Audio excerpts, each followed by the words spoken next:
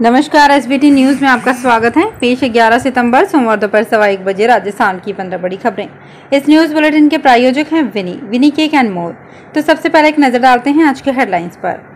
Saudi crown Prince का राजकीय स्वागत, राष्ट्रपति मुर्मू पीएम मोदी ने रिसीव किया। ऊर्जा और डिफेंस सेक्टर में समझौते संभव। प्रियंका के राजस्थान दौरे से गरमाया सियासी पारा। पीएम मोदी ने फिर उठाई सुरक्षा परिषद में स्थायी सदस्यता की मांग। गृह मंत्री अमित शाह कल आएंगे बस्तर, चप्पे चप्पे पर जवान तैनात। और जयपुर जंक्शन पर देर रात विजिलेंस की रेड। और अब खबरें विस्तार से। G20 समिट के लिए नई दिल्ली आए सऊदी अरब के क्राउन प्रिंस मोहम्मद बिन सलमान आज भारत की स्टेट विजिट पर हैं।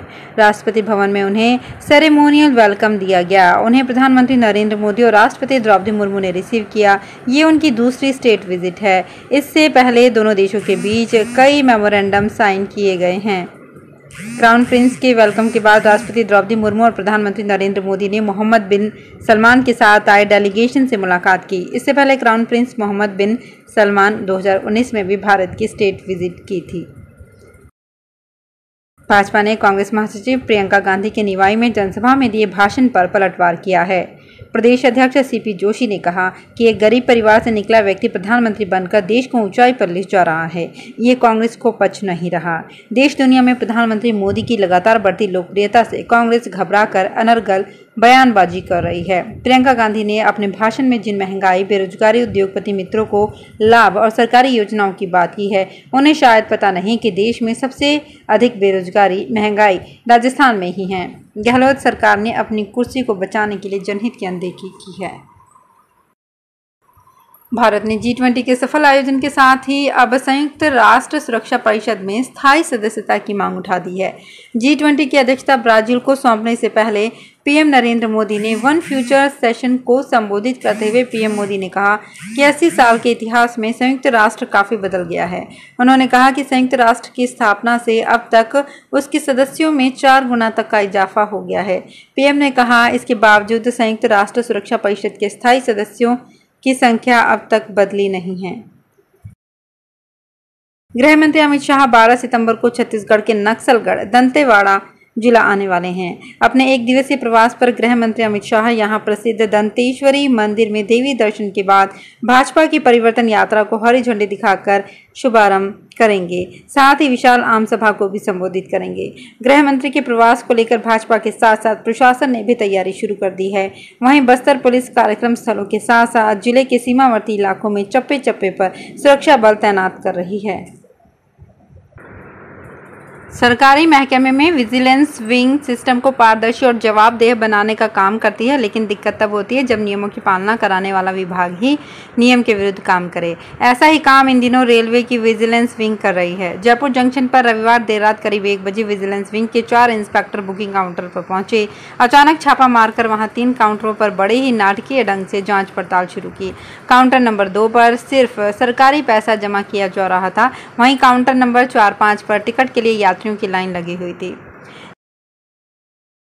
यात्रियों की सहूलियत के लिए जयपुर में सभी रूट पर तय जगहों पर बस स्टॉप बनाए गए हैं, लेकिन स्थिति ऐसी है कि ना तो यात्री इन स्टैंड पर खड़े होते हैं और ना ही बसें इनके पास रुकती है। नतीजतन इससे दुर्घटना का अंदेशा बना रहता है। वहीं हर दिन इन सभी बस स्टॉप के पास जाम की स्थिति बनी रहती है। जयपुर में आए दिन जाम की स्थिति रहती है। कहीं यात्री स्टॉपेज से काफ़ी आगे खड़े होते हैं तो कहीं बसें काफ़ी पहले या दूर खड़ी होती हैं।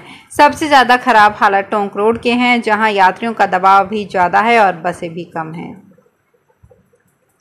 राजस्थान के स्कूलों को इसी महीने 19,000 तृतीय श्रेणी शिक्षक मिल जाएंगे। शिक्षा निदेशालय ने तृतीय श्रेणी शिक्षक भर्ती 2022 के तहत लेवल 1 के 19,084 चयनित अभ्यर्थियों को रविवार को जिला आवंटन कर दिया।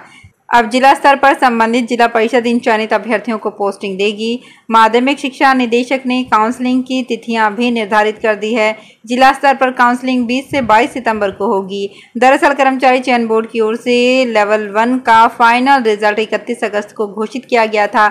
अगले महीने चुनाव आचार संहिता लगने की संभावना को देखते हुए बेरोजगार अभ्यर्थी जल्द से जल्द जिला आवंटन की मांग कर रहे थे। लेवल 2 का फाइनल रिजल्ट भी जल्द ही घोषित होने की संभावना है। लेवल 2 के 27,000 शिक्षक मिलेंगे।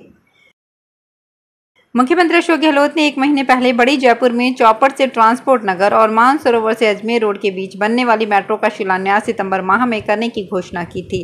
घोषणा को 1 महीने से अधिक का समय बीत चुका है, लेकिन अभी तक मेट्रो अधिकारियों को शिलान्यास की तैयारी को लेकर कोई सूचना नहीं मिली है। ऐसे में मेट्रो अधिकारियों के सामने संकट खड़ा हो गया है। ये स्थिति तो तब है जबकि शिलान्यास के लिए दिए गए समय में मात्र 20 दिन बचे हैं। बचे हुए दिनों में अधिकारियों को जगह भी चिन्हित कर पूरी तैयारी करनी है। एटीएम ठगी को अंजाम देकर मेवात गैंग के बदमाशों ने बैंकों को करोड़ों का चूना लगाया है। उस रकम से किसी बदमाश ने परिवार का लाखों रुपए का कर्ज चुकाया, तो किसी ने गांव में ही कपड़ों का शोरूम खोल लिया, किसी ने जयपुर में फ्लैट खरीद लिया। एक बदमाश ने तो ठगी की कमाई से अपने माता पिता के लिए स्कॉर्पियो कार खरीदी। एक बदमाश ने तो गाँव के पास ही हाईवे पर खेती की जमीन खरीदी है। जयपुर पुलिस की गिरफ्त में आए बदमाशों ने कुछ ऐसे चौंकाने वाले खुलासे किए हैं। राजस्थान के पूर्वी हिस्सों में अच्छी बारिश का दौर बना हुआ है। भरतपुर, कोटा, जयपुर संभाग के जिलों में रविवार देर शाम अच्छी बारिश हुई। झालावाड़ के अकलेरा में 3 इंच से ज्यादा पानी बरसा। अलवर, भरतपुर, दौसा जिले में भी कई जगह अच्छी बारिश होने से खेतों में पानी भर गया। मौसम विशेषज्ञों के मुताबिक पूर्वी राजस्थान के इन एरिया में फिलहाल 2-3 दिन इसी तरह बारिश होती रहेगी। हालांकि पश्चिमी राजस्थान के जैसलमेर, बाड़मेर, बीकानेर में तापमान ज्यादा रहने की संभावना है। कांग्रेस इस बार के विधानसभा चुनाव में पिछली गलतियों से सबक लेते हुए टिकट पैटर्न बदलने जा रही है। सत्ता में रहकर हर बार ज्यादातर मंत्री विधायकों को रिपीट करती आ रही पार्टी इस बार 65 से 70% तक नए चेहरों को टिकट देने की कोशिश में है। टिकट चयन के मामले में कांग्रेस पहली बार मल्टी लेवल वर्किंग कर रही है। प्रदेश इकाई के साथ सेंट्रल लीडरशिप भी इस बार राजस्थान से ज्यादा उम्मीदें दिखने के कारण काफी गंभीर है। हर सीट पर उम्मीदवार चयन में बारीकी से हार जीत का आकलन किया जा रहा है। पिलानी सीआई रणजीत सेवदा की बेटी प्रियंका सेवदा को भारतीय थल सेना में हाल ही में शुरू हुई महिला आर्टिलरी यूनिट में कमीशन मिला है। प्रियंका अब आर्मी में बतौर लेफ्टिनेंट अपनी सेवाएं देंगी। आपको बता दें कि भारतीय थल सेना में महिलाओं के लिए आर्टिलरी यूनिट पहली बार शुरू की गई है। देश के जिन चुनिंदा महिला अफसरों को आर्टिलरी यूनिट में कमीशन ऑफिसर बनने का गौरव प्राप्त हुआ है, उनमें प्रियंका सेवदा भी शामिल हैं। बिरला बालिका विद्यापीठ से स्कूली शिक्षा लेने वाली 21 वर्षीय प्रियंका निशानेबाजी में भी मार्क्समैन सर्टिफिकेट प्राप्त कर चुकी हैं। सीकर की सदर थाना पुलिस ने ऑनलाइन जुआ खेलने के मामले में 3 आरोपियों को गिरफ्तार किया है, जिनके पास से पुलिस ने करीब 13 मोबाइल और लैपटॉप भी जब्त किए हैं। फिलहाल पुलिस आरोपियों से पूछताछ कर रही है। सदर थानाधिकारी सुनील जौंगीर ने बताया कि आज मुखबिर के जरिए सूचना मिली कि नई चौराहे की तरफ से बिना नंबर की मोटरसाइकिल आ रही है।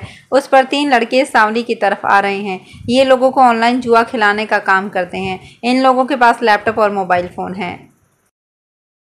अजमेर के ज्वलन हॉस्पिटल की इमरजेंसी यूनिट स्थित MOT में आने वाले घायल मरीजों के उपचार के लिए उपकरण तक नहीं हैं। पिछले 3 माह से नर्सिंग ऑफिसर यहां उपकरण मुहैया कराने के लिए लिखित में दे चुके हैं। इसके बावजूद केवल आश्वासन से काम चलाया जा रहा है। कई बार सड़क हादसे में घायल मरीज यदि 2 से अधिक आ जाते हैं तो सबसे अधिक परेशानी होती है। यहाँ पर केवल 2 ही सेट दिए गए हैं। नर्सिंग ऑफिसर का कहना है कि इस मामले में इमरजेंसी यूनिट के प्रभारी हरदेव भाट ने कई बार अस्पताल को लिखित में दे दिया, लेकिन कोई सुनवाई नहीं हो रही।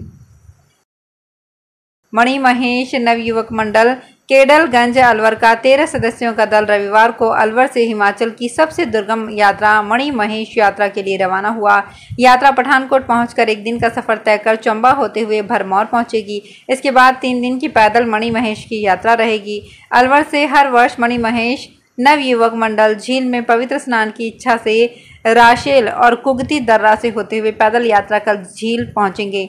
यात्रा के सदस्य भारत शर्मा व अभिषेक हाड़ा ने बताया कि मंडल पिछले 13 वर्षों से मणि महेश की पवित्र यात्रा कर रहा है। इस बार भी मंडल के 13 सदस्य यात्रा के लिए अलवर से रवाना हुए हैं।